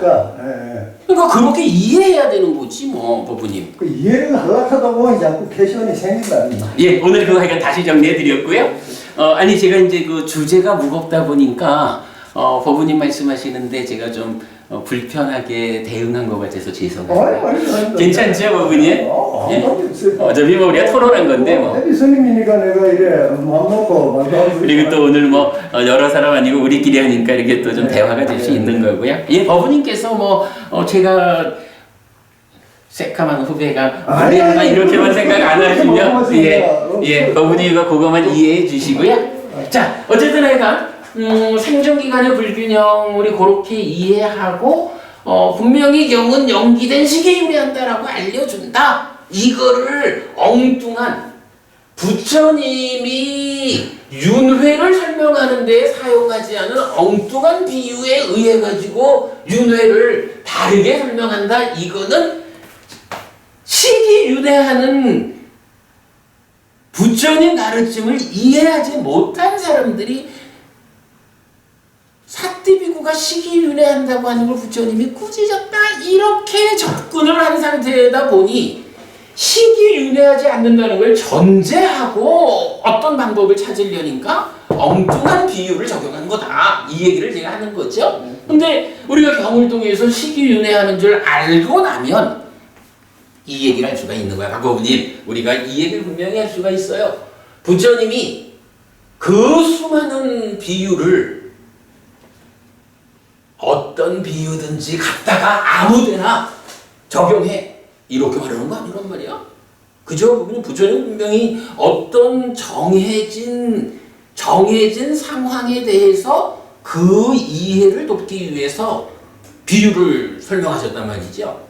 근데 지금 분명히 뭐 농사가 똥까지 오는 이 비유는 밥 먹는 자리에서 두부가 있으니까 뭐 워낙에 뭐 공부가 높은 스님이니까 직접 그 자리에서 두부의 비유를 하신 건데, 사실은 이 비유의 원형은 소가 우유로 음료로 소가가 아니지, 소로부터 그러니까 우유로부터 음료가 있다, 음료로부터 생버터가 해서 최상의 버터까지 오는 요 비유예요. 요 비유를 응용해서 요런 이야기를 했는데, 안타깝게도 시기윤회한다라는 부처님 가르침을 이해하지 못한 불교계의 현실 때문에 그렇다, 이렇게 이제 이해를 하고, 오늘 제가 이제 그러면 이 얘기를 해야 되잖아. 이 비유가, 그럼 이 비유는 어디에 쓰인 비유인데, 이 비유가 어디에 쓰인 비유인지를 그걸 우리가 확인하지 않고 잘못 비유를 잘못 썼다 말할 수는 없잖아요. 그래서요, 법부님, 이게 요게요. 근데 다행히 이 비유가 많지는 않은 거예요. 그래서 지금 요게 한 40페이지 좀 넘을 거예요. 여기에 니카야에 나오는 이 비유를 싹 담았어요. 그래서 그 비유 전체를 놓고 보면, 부처님이 이런 소로부터 우유가 생겨가지고 최상의 버터까지 요게 어떤 거예요? 변해가는 거야. 그죠? 소한 데서 우유를 짜면 그 우유가 어떻게 해서 음유가 되고 변한 거죠. 어떻게 해서 생버터가 되고 정제된 버터, 최상의 버터로 변해가는지 그 변화의 과정을 설명하면서 이런 비유를 왜 했겠어요? 어떤 하나의 결과를 제자들이 하나의 그 어떤 가르침을 잘 이해하기 어렵구나 싶으니까 부처님이 말씀하시고자 하는 것을 쉽게 이해하라고 비유를 한 거거든. 그러면 이 비유가 어떤 목적을 가지고 쓰였는지가 알려져야 부처님은 이 비유를 윤회를 위해서 쓰지 않았다. 그러므로 이 비유를 가지고 윤회를 설명하는 것은 곤란하다. 이렇게 이제 오늘 그냥 결론은 그거죠. 자, 그럼 이제 이거 좀 보겠습니다. 첫째로 디가니까야 9번째 경이 뽀따빠다 경이에요. 그 중에 이제 3가지 자아를 획득한다라는 부분이 나와요. 그 일부만 제가 인쇄했는데 읽어보겠습니다. 그와 같이 찢다요. 찢다라는 젊은이가 있었어요. 그래서 거친 아의 획득이 있을 때는 의성의 아의 획득이라는 이름도 얻지 않고 무색의 아의 획득이라는 이름도 얻지 않습니다. 그때는 오직 거친 아의 획득이라는 이름을 넣습니다. 찢다요. 의성의 아의 획득이 있을 때는 거친 아의 획득이라는 이름도 얻지 않고 무색의 아의 획득이라는 이름도 얻지 않습니다. 그때는 오직 의성의 아의 획득이라는 이름을 넣습니다. 찢다요. 무색의 아의 획득이 있을 때는 거친 아의 획득이라는 이름도 얻지 않고 의성의 아의 획득이라는 이름도 얻지 않습니다. 그때는 오직 무색의 아의 획득이라는 이름을 얻습니다. 그러니까 이제 나라고 하는 존재를 거친 아, 의성의 아, 무색의 아, 이렇게 3가지로 설명하고 있어요. 그러니까 욕계 중생 상태, 색계 중생 상태, 무색계 중생 상태 이렇게 이제 구분하는 거거든요. 그리고는 내가 거친 아, 즉 욕계 중생으로 있을 때는 욕계 중생일 뿐이지 색계도 무색계도 아니고 이제 이런 표현을 한 거예요. 그리고는 이제 밑에 예를 들면 찢다요. 소로부터 우유가 있고 우유로부터 응유가 있고 응유로부터 생버터가 있고 생버터로부터 정제된 버터가 있고 정제된 버터로부터 최상의 버터가 있다. 우유가 있을 때는 응유라는 이름도 얻지 않고 생버터라는 이름도 얻지 않고 정제된 버터라는 이름도 얻지 않고 최상의 버터라는 이름도 얻지 않습니다. 그때는 오직 우유라는 이름을 넣습니다. 응유가 되었을 때는 내지 생버터가 되었을 때는 내지 정제된 버터가 되었을 때는 내지 최상의 버터가 되었을 때는 우유라는 이름도 얻지 않고 응유라는 이름도 얻지 않고 생버터라는 이름도 얻지 않고 정제된 버터라는 이름도 얻지 않습니다. 그때는 오직 최상의 버터라는 이름을 얻습니다. 그와 같이 찢다요. 거친 아의 획득이 있을 때는 의성의 아의 획득이라는 이름도 얻지 않고 무색의 아의 획득이라는 이름도 얻지 않습니다. 그때는 오직 거친 아의 획득이라는 이름을 얻습니다. 찢다요. 의성의 아의 획득이 있을 때는 거친 아의 획득이라는 이름도 얻지 않고 무색의 아의 획득이라는 이름도 얻지 않습니다. 그때는 오직 의성의 아의 획득이라는 이름을 넣습니다. 찢다요. 무색의 아의 획득이 있을 때는 거친 아의 획득이라는 이름도 얻지 않고 의성의 아의 획득이라는 이름도 얻지 않습니다. 그때는 오직 무색의 아의 획득이라는 이름을 넣습니다. 이것들이 찢다요. 세상의 명칭이고 세상의 언어이고 세상의 삶이고 세상의 개념입니다. 그것들에 의해서 열애는 집착 없이 설명합니다. 여기서는 특별한 의미가 없어요. 그러니까 욕계, 색계, 무색계라는 3가지 형태의 중생들의 자아가 있다. 3가지의 중생의 존재 형태가 있는데 욕계일 때는 욕계일 뿐이지. 이제 각각 이렇게 말하고 그거를 이제 요 비유를 가지고 우유일 때는 단지 우유라고 불리지 욕계 중생일 땐 단지 욕계 중생이라 불리지 이제 이렇게 그냥 대응해가지고 독립적으로 그 존재 상태를 가지고 있다. 그냥 그런 정도를 표현해 줬어요. 자, 그 다음에 이제 넘어가 보겠습니다. 스님, 의성의 아락하는 이걸 어떤 걸? 그러니까 이제 의성신이라는 게 있잖아요. 의성신. 그러니까 이제 그러니까 마노마야가양 이렇게 말을 하는데 요번 우리 탐진치 책 지금 보완 작업하고 있잖아요. 그 제5권 몸에 대한 이야기 중에서 의성신이라는 부분을 의성신이 나오는 전체 경전의 용례를 가지고 설명하고 있어요. 그러니까 그냥 간단히 보면 색계 중생들의 존재 상태를 의성신이라고 한다. 이렇게 결정적으로 보시면 될 것 같아요. 그 의성신 워낙 교리적으로 어렵고 특히 이제 한문 불교를 하는 분들이 의성신에 대한 굉장히 많은 견해를 갖고 있더라고요. 근데 제가 약간 니까야에 마노마야가양 해가지고 또는 마노마야가요 해서 의성신이라는 용례를 100%를 확보해가지고 그 100%가 어떤 이야기를 알려주는가라고 보았거든요. 기본적인 개념은 그래요. 이게 왜 우리 사문과경 보면 제4선 이후에 8가지 방향이 있잖아요.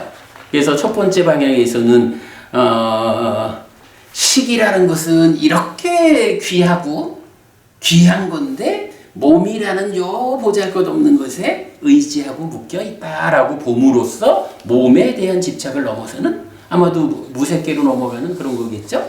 그리고 두 번째가 이제 의성신을 만든다 이렇게 나오잖아요.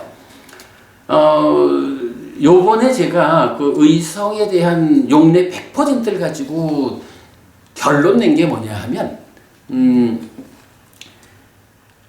그러니까 우리가 수행을 해가지고 삼매를 성취해가지고 그러니까 초선 이러면은 색계에 오른 거잖아요.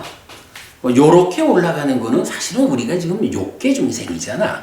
욕계 중생이 욕계 중생의 몸으로 살아가는 가운데 수행을 통해 가지고 색계 하늘의 경지에 들어간 거예요.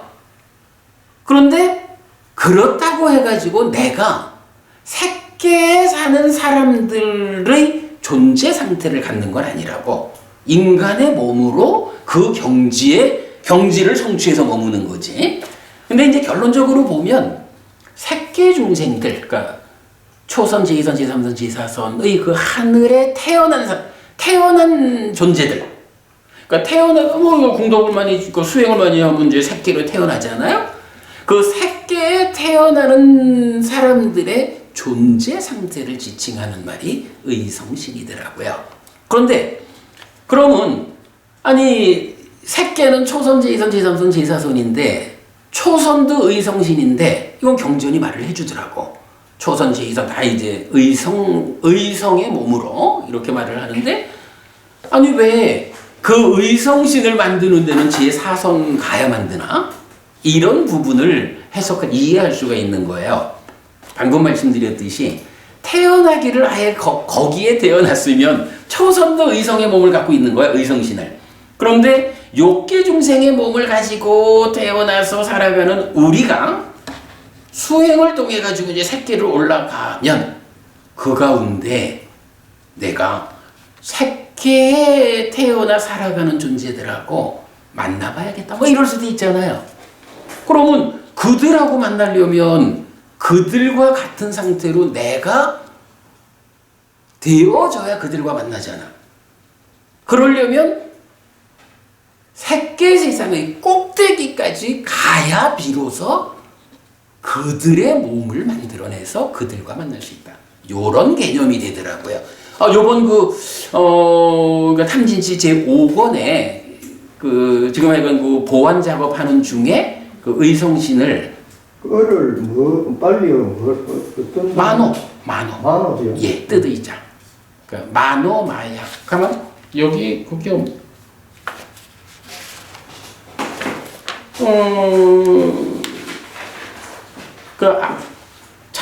찾아보자면 앞장에서 만호마요. 네 번째 줄, 네 번째 줄에 마노마요 이래 있잖아요.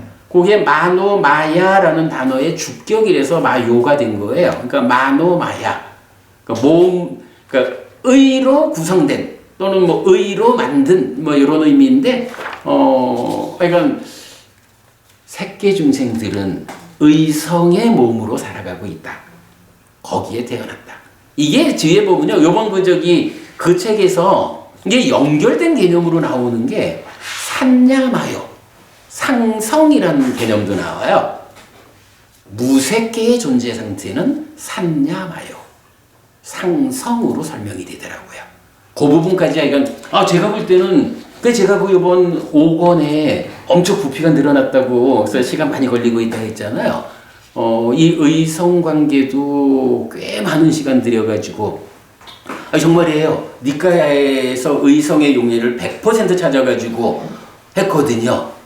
그래서 보면 뭐 부처님 지자 중에 누가 죽어가지고 의성의 몸으로 태어났다. 그래서 몇 개 마을 만한 크기의 몸을 가진 의성의 몸으로 태어났다. 뭐 이런 부분들도 보면 새끼 하늘에 태어난 것을 지칭하는 그런 부분을 해석할 수 있었어요. 뒤에 좀 보기로 하고요. 일단 이제 넘어갈게요. 자, 이제 이어서 나오는 거는 34번 상류따가 자나상류따, 선상류따예요. 근데 선상류따가 옛날에 한번 우리 법회한 적이 있지만 그 상류따 니카야 중에 선상류따가 2개가 있어요. 지금 요게 34번 상류따고 가면 53번이든가 그 선상류따 또 있거든요. 근데 이제 그 53번 선상류따에서는 초선, 제2선, 제3선, 제4선 요걸 이제 주제로 설명이 되는데 이 34번 상류따는 지난번에 한번 제가 요거는 그 수행과 관련해서 상세히 설명드린 적이 있어요. 나중에 그 동영상 연결해 드릴 테니까 보시는데 이 34번 상류따는요. 자, 한 장만 읽어 볼게요. 첫 번째 경입니다. 삼매 근본 증득경 이랬어요. 사와티에서 설해짐 비구들이여 이런 네 부류의 선을 닦는 자가 있다. 무엇이 넷인가? 비구들이여 여기 어떤 선을 닦는 자는 삼매에는 능숙하지만 삼매에서 증득에는 능숙하지 못하다. 비구들이여 여기 어떤 선을 닦는 자는 삼매에서 증득에는 능숙하지만 삼매에서 삼매에는 능숙하지 못하다. 비구들이여 여기 어떤 선을 닦는 자는 삼매에서 삼매에도 능숙하지 못하고 삼매에서 증득에도 능숙하지 못하다. 비구들이여 여기 어떤 선을 닦는 자는 삼매에서 삼매에도 능숙하고 삼매에서 증득에도 능숙하다. 요 얘기는 뭐냐 하면 삼매라는 주제를 놓고 삼매에 능숙하다라는 거는요. 삼매를 아까 우리 시작할 때 얘기했잖아. 교학과 수행이 함께 가야 되죠. 삼매가 무언지를 부처님이 설명해 주는 대로. 그럼 부처님은 어떤 설명을 해요? 바른 삼매에 대한 설명을 해주잖아요. 그래서 단지 마음이 한 끝에 집중되는 요것만 가지고 삼매 이래가지고 깨달음으로 가는 게 아니라고요. 바른 삼매가 무엇이냐? 어떻게 삼매를 성취해서 삼매 위에서 어떤 과정을 통해 가지고 깨달음으로 가는지 이 전체를 일단 알아야 되거든. 알지 못하고는 길이 안 보이잖아요. 요렇게 삼매를 부처님 가르침에 의해서 온전하게 아는 일, 요거를 이제 삼매에 능숙하다 이렇게 말하는 거예요. 그런데 이어가지고 삼매 증득이라는 말이 나왔죠? 증득은 뭐예요? 이제 삼매에 능숙해. 삼매를 알았어. 근데 삼매를 우리가 경을 통해서 배워 알았다. 어떤 길을 통해서 깨달음으로 간다라는 걸 알았다라고 해도 정작 삼매를 성취하는 일은 또 다른 일이라고요. 그렇게 삼매를 온전하게 아는 거 하고 삼매를 증득한다. 초선을 성취해서 머문다. 이런 두 가지를 놓고 네 가지로 말한 거죠. 하나는 잘 나는데 하나는 잘 못해. 그게 두 가지지. 둘 다 못해. 그리고 둘 다 잘해.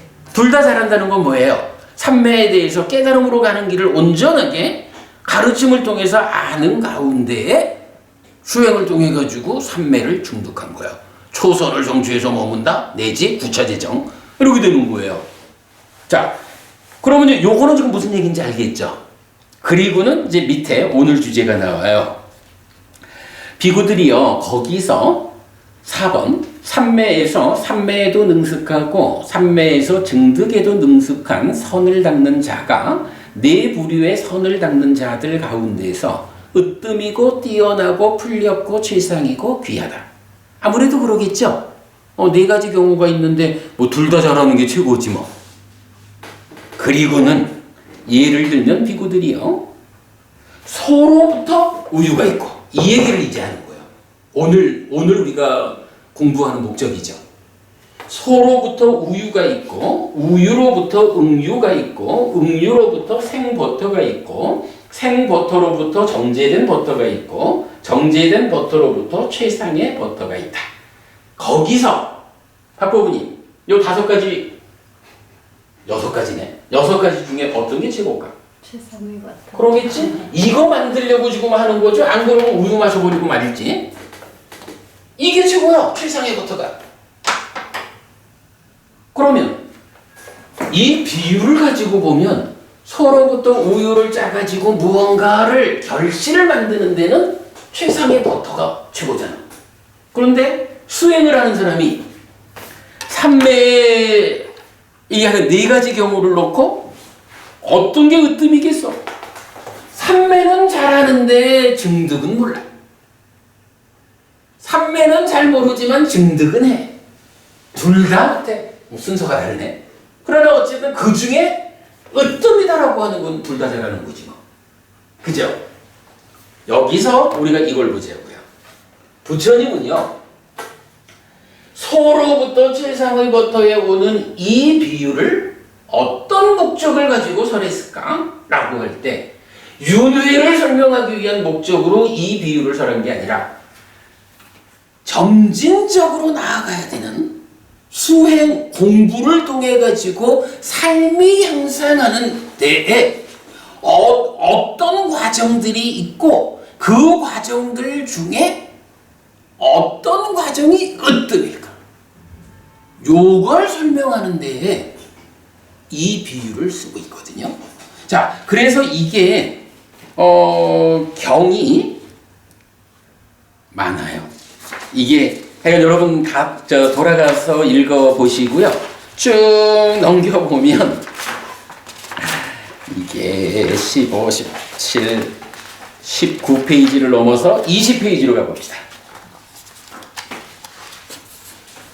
20페이지로 가시면 박보부님이 수행에 대해서 좀 알고 싶다 하셨지만 조만간 수행 이야기를 한번 할 건데 변보부님 사실은요 요 표가 하나 있거든요. 이 표가 삼매를 성취해서 깨달음으로 가는 그 과정이 어떻게 구성되어 있는가 어떻게 진행되는가 하는 것을 34번 선상유다의 주제로서 알려주는데 이게 경이 55개야. 자, 첫 번째 경에서는 어떻게 했나요? 삼매에 능숙하다라는 것과 삼매의 증득이라는 2가지를 놓고 4가지 경우로 보니까 그 중에 삼매도 능숙하고 증득도 능숙한 게 뭐야? 최상의 버터와 같은 으뜸이요. 이렇게 말했죠. 이게 이제 이 표에서 보면 가로 세로 모두가 다 10가지인가? 10가지라고? 그러니까 삼매로부터 시작해서 끈기까지고 증득부터 해서 유익함까지로 해서 이렇게 가로 세로 10개를 가지고 요 이제 번호가 뭐냐 하면요. 1번 경은 삼매하고 증득하고 2가지 중에 어떤 게 으뜸인가? 요거를 말했어요. 2번 경은요. 삼매 위에서 안정이라는 삼매가 증득되었을 때 그 상태가 안정된다. 라는 거죠. 그걸 가지고 삼매에도 능숙하고 안정에도 능숙한 게 으뜸이다. 이렇게 말해주는 거예요. 그게 이제 보면 깨달음까지 진행되는 과정에 어떤 과정들이 있냐 하면 일단 삼매에 능숙해야 돼. 부처님 가르침을 바로 알아서 길을 알아야 되는 거예요. 그리고 나면 거기서 어쨌든 삼매를 성취해야죠. 증득해야 되고, 삼매 증득되면 삼매를 안정시켜야 되고, 삼매 위에서 이제 마음이, 제가 이 말 많이 하죠. 삼매에서 일단 마음이 일어나가지고 드러나는 법을 본다 얘기 많이 하잖아요. 여기서 바로 일어난다, 마음이 일어난다라는 표현이 나오는 거예요. 이거를 그동안 어떻게 해석했냐 하면 출정이라고 해석을 해서, 아니 삼매를 닦아야 하는데 삼매에서 나가버리면 어떡하라고? 근데 이 단어가 나간다는 의미도 있고 일어난다는 의미도 있다고. 그러니까 이게 이런 그 전체적인 그 삼매의 능숙, 삼매가 어떤 길을 가야 되는지에 능숙하지 못하면 일어남이라고 해석하지 못하고 출정으로 해석을 해버린다고. 그러면 못 가는 거지. 그죠, 부부님? 삼매 안에서 깨달아야 되는데 삼매에서 나와가지고 어떡하자고. 삼매에서 찢다가 일어난다. 그러니까 우리가 심의식을 차별적으로 해석하는 게 얼마나 중요하냐 하면, 찢다가 일어난다라는 이 개념을 심의식을 동의어라고 보면 접근이 안 되는 거거든. 예. 그 다음에 이제 유쾌하다, 그러니까 느낌이죠. 그리고 대상과 영역과 기울임, 신중함, 끈기, 유익함, 요런 과정을 삼매 안에서 거쳐가는 거예요. 그거에 대해서 어떻게 능숙하냐 하는 거를 1, 2, 3, 4, 5, 6, 7, 8, 9, 10, 11부터 해가지고 마지막에 55번은 뭐냐 하면 끈기에도 능숙하고 유익함에도 능숙한, 요게 삼매를 닦는 마지막 과정에 가는 거예요. 이렇게 해서 이제 55번까지를 가니까 이게 55개의 경인 거예요. 표 하나인데 그 중에 으뜸이 뭐냐 하면 1번 같으면 그냥 이제 어찌 보면 수행의 시작하는 자리에서 그 사람한테는 뭐가 으뜸이냐? 최상의 보터에 해당하는 것은 두 가지다. 능숙한 거. 마지막 수행의 완성 자리에 가면 끈기라는 것과 유익함이라는 두 가지가 끝내 나가가지고 끈기에서도 능숙하고 유익함에서도 능숙한 그 자리가 최상의 보터에 해당하는 으뜸이요. 이래 해가지고 깨달음의 과정까지를 설명하고 있어요. 어쨌든 이제 이 55개의 경 모두가 이 비유를 지금 동일하게 쓰고 있어요. 이 비유는 가장 많이 핵심적으로 나타나는 목적이 뭐냐? 삼매를 닦는데, 삼매를 닦는 데에서 어디만큼 가는 것이 으뜸이냐? 어느 만큼의 상황에서 결국은 그 두 가지 요소 모두에 능숙한 게 으뜸이요. 라고. 그런 삶의 향상, 수행의 향상의 단계를 부처님 이런 그 우유로 최상의 버터, 이거 제호라고 부르는 거죠. 여기까지 오는 이 비유를 통해서 이게 근데 다 순서적으로 오잖아. 그죠? 수행도 순서적으로 가는 거잖아요. 그렇게 해서 이게 최상의 버터가 으뜸이듯이 이런 두 가지 모두를 다 갖춘 게 으뜸이다. 이렇게 알려주는 게 34번 상류따, 선상류따의 55개 경이에요. 자, 그 다음에 가면 이 좀 마무리를 지을 때가 된 것 같은데, 자, 앙구타라 니카야 네세 모음의 95번이 시체를 태운 횃불 토막경입니다. 비구들이요, 세상에 존재하는 네 가지 사람이 있다. 어떤 네 가지인가? 자신의 이익에도 남의 이익에도 도움되지 않는 실천을 하는 사람, 남의 이익에는 도움되지만 자신의 이익에는 도움되지 않는 실천을 하는 사람, 자신의 이익에는 도움되지만 남의 이익에는 도움되지 않는 실천을 하는 사람, 자신의 이익에도 남의 이익에도 도움되는 실천을 하는 사람. 예를 들면 비구들이요, 양쪽에 불탄 흔적이 있고 가운데는 똥이 묻은 시체를 태운 횃불 토막은 마을에서도 장작으로 쓰지 않고 숲에서도 장작으로 쓰지 않는다. 그와 같이 비구들이여 나는 이 사람을 자신의 이익에도 남의 이익에도 도움되지 않는 실천을 하는 사람이라고 말한다. 네 가지 사람이 있는데 그 중에 제일 나쁜 게 나한테도 너한테도 다 이익되지 않는 사람이 제일 나쁜 거지 뭐. 그 사람을 비유를 어떻게 하냐 하면 양쪽에 불이 탄 흔적이 있어. 가운데는 똥이 묻었어. 이거 어디다 써? 아무데도 못 쓰잖아. 이런 얘기죠. 그리고는 이어서 거기서 비구들이요. 남의 이익에는 도움되지만 자신의 이익에는 도움되지 않는 실천을 하는 사람이 이 두 사람 가운데 더 훌륭하고 더 뛰어나다. 자신의 이익에는 도움되지만 남의 이익에는 도움되지 않는 실천을 하는 사람이 이 세 사람 가운데 더 훌륭하고 더 뛰어나다. 거기서 비구들이요. 자신의 이익에도 남의 이익에도 도움되는 실천을 하는 사람이 이 네 사람 가운데 으뜸이고 뛰어나고 풀렸고 최상이고 귀하다. 여기서는요. 순서가 이래 돼 있어. 세상에서는 남의 이익을 더 우선할지 모르지만 부처님은 자신의 이익을 더 높이 보는 거야. 예를 들면 비구들이요. 소로부터 우유가 있고 우유로부터 응유가 있고 응유로부터 생버터가 있고 생버터로부터 정제된 버터가 있고 정제된 버터로부터 최상의 버터가 있다. 거기서 최상의 버터가 으뜸이라고 불린다. 여기서 내가 한 구절을 빼먹었네. 이처럼 해가지고 이처럼 해서 자신의 이익에도 남의 이익에도 도움되는 실천을 하는 사람이 이 네 사람 가운데 으뜸이고 뛰어나고 풀렸고 칠성이고 귀하다. 여기에 빠졌어요. 근데 이렇게 보면 결국 뭔가요? 수행자가 나한테도 남한테도 다 이롭지 못한 실천을 하는 사람은 그거 뭐 써먹을 데 없다고. 그 다음에는 나한테는 이롭지 못해도 남한테라도 이로운 일을 하는 사람은 그나마 조금 나아.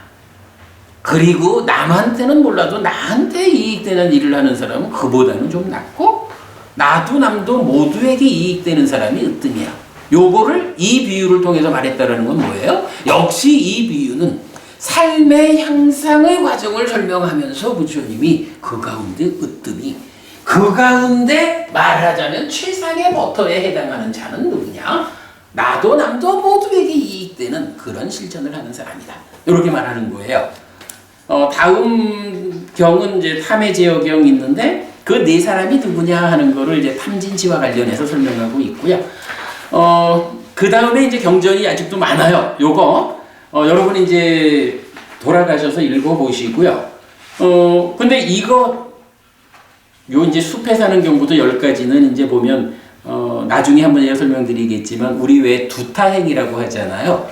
뭐 숲에 가서 산다든가 뭐 분서유만 입고 산다든가 이제 그런 부분에 대해서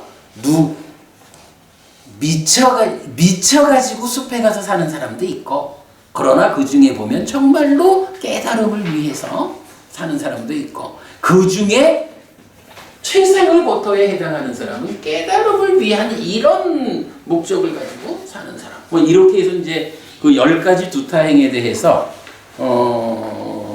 원하는 바가 적고 만족에 의지하고 벗어나는 삶에 의지하고 여임에 의지하고 여기에서의 사실에 의지해서 숲에 사는 자가 으뜸이고 뛰어나고 불려고 지상이고 귀하다. 마치 최상의 버터가 으뜸이라는 것 같다. 요게 이제 다 돼 있고 마지막에 가면 이제 10번 안구따라니까의 열애 모음에 91번에서 소유의 삶을 사는 자 경 있어요. 이 경은 이것도 이제 마지막 장에 가면 제가 표를 하나 그려드렸거든요. 표를 하나 그려드렸는데 소유의 삶을 사는 자니까 이제 욕계 중생 우리를 말하는 거예요. 근데 이런 일반적인 세간을 사는 제가자들 입장에서 어떻게 돈을 버느냐? 돈을 벌어가지고 어떻게 쓰느냐? 그리고 그러니까 잘 벌고 자기도 만족시키고 공덕행을 통해서 남들도 만족시키는 그 사람도 어떻게 이 재물을 보느냐 하는 것까지 이제 쭉 해가지고 각각의 비난과 칭송을 설명하는데 이렇게 이제 표로 하나 그려드렸어요.